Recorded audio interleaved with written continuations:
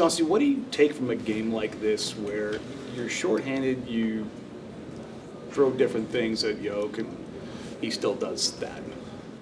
Yeah. There are certain players in the league, that it don't matter what coverage you play. They're just too good, and they figure you out. There's not a coverage he has never seen. But you can put two on him if you want. You giving up a three, or you giving up a lob, or you giving up a layup to another player.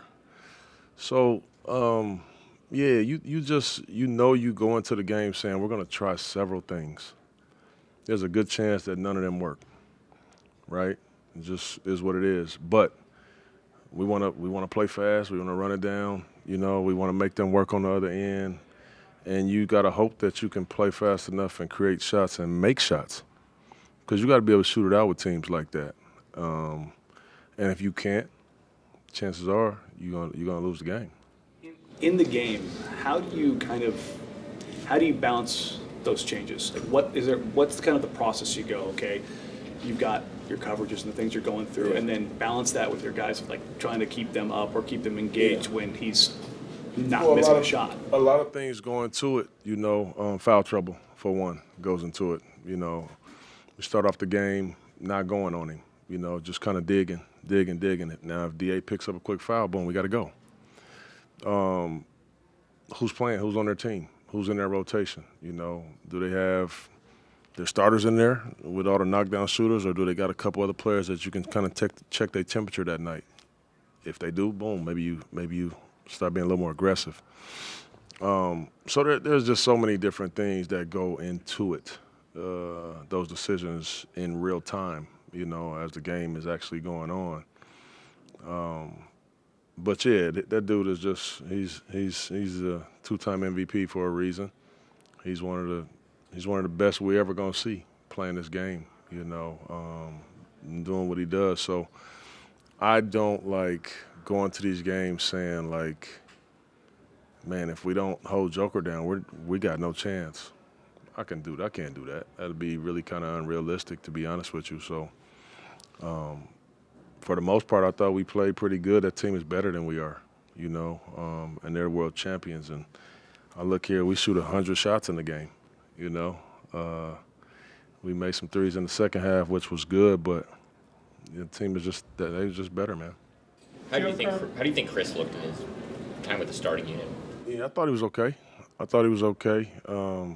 He did what Chris does. He has some rebounds in there. He does a pretty good job in closeout situations, catching and going and catching, things like that. Yeah, it was a Chris Murray game. I thought he played good. Have you had a conversation with him about being more aggressive? It seemed like in this role he looked for a shot maybe more than he has when he's come in recently. Yeah, well, when I talked to him earlier today, when I told him I was going to start him, I just told him, I said, Chris, just play your game, man. Play your game, be aggressive. The ball's probably going to find you, and just attack and be ready to go. No matter what happens. Whether you missing, making, don't even matter. Don't change how you play. Just keep playing aggressive, and have fun. And I thought he did play aggressive in the game today. When you're playing as big as you kind of were with the starting lineup, with Ant being the smallest guy there, all the wings and DA, it seemed like you guys were flooding on the offensive glass a lot. Stylistically, if you can play that big, is that kind of the idea of what you want to do, is attack the offensive glass like that regularly? I would love to.